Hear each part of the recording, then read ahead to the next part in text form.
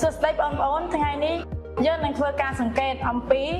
ទម្រង់ឆ្អឹងវែងដែលស្ថិតនៅក្នុងជំពូកទី4ជីវវិទ្យាមនុស្សមេរៀនទី1ប្រព័ន្ធគ្រោងឆ្អឹងដើម្បីសង្កេតទម្រង់ឆ្អឹងវែងបានយើងត្រូវការសម្ភារៈមួយចំនួនដូចជា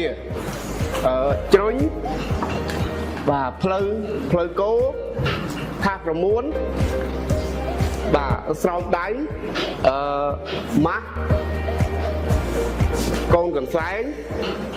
រណាអាដែកបាទកូនកបិតដង្កៀបនិងតាំងបាទតាំងចាអញ្ចឹងបងសង្កេតមើលនេះគឺជាឆ្អឹងផ្លូវរបស់គោដែលជាឆ្អឹងវែងអញ្ចឹងនៅផ្នែកសងខាងនៃឆ្អឹងគឺជាក្បាលឆ្អឹងអញ្ចឹងដើម្បីឲ្យងាយស្រួលក្នុងការសង្កេតទម្រង់របស់ឆ្អឹងយើងចាជាសាច់ដែលជាប់ជាមួយនឹងឆ្អឹងហ្នឹងចេញឲ្យអស់សិន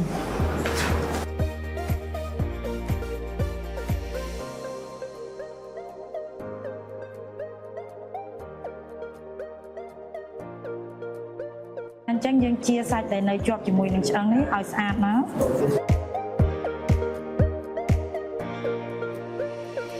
អញ្ចឹងយើងកោសសាច់ដែលនៅជាប់ឆ្អឹងនេះឲ្យស្អាតមក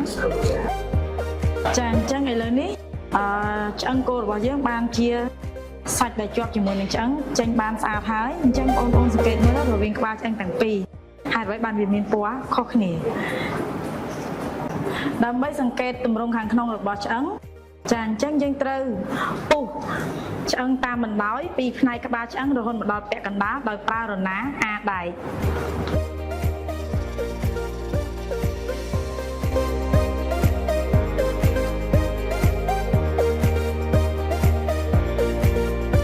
ឥឡូវនេះយើងបានត្រឹមពាក់កណ្ដាលហើយយើងត្រូវសម្អាតកំទេចកំទីដែលជាប់ជាមួយនឹងឆ្អឹងឲ្យស្អាតសិនខ្នាប់ទទឹងរបស់ឆ្អឹងដើម្បីយកឆ្អឹងមួយបំណែកចេញ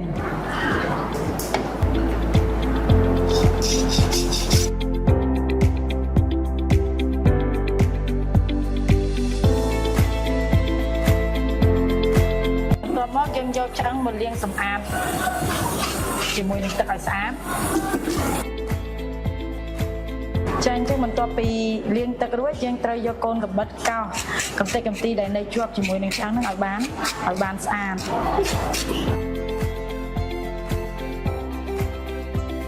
ឥឡូវនេះយើងបានពុះឆ្អឹងជាពីររួចរាល់ហើយអញ្ចឹងយើងចាប់ផ្ដើមសង្កេតទម្រង់ខាងក្នុង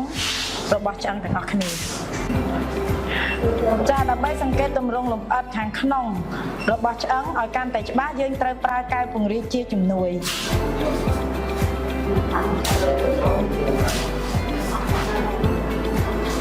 ដើម្បីពិនិត្យខួរឆ្អឹងឲ្យកាន់តែច្បាស់យើងត្រូវយកកូនកបិតឆ្កឹះ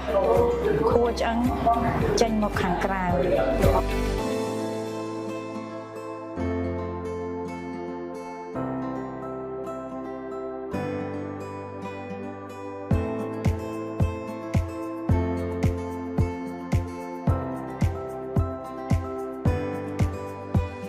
នេះដំណើរការសង្កេតទម្រង់ឆ្អឹងវែងរបស់យើងត្រូវបានបញ្ចប់ហើយសូមបងប្អូន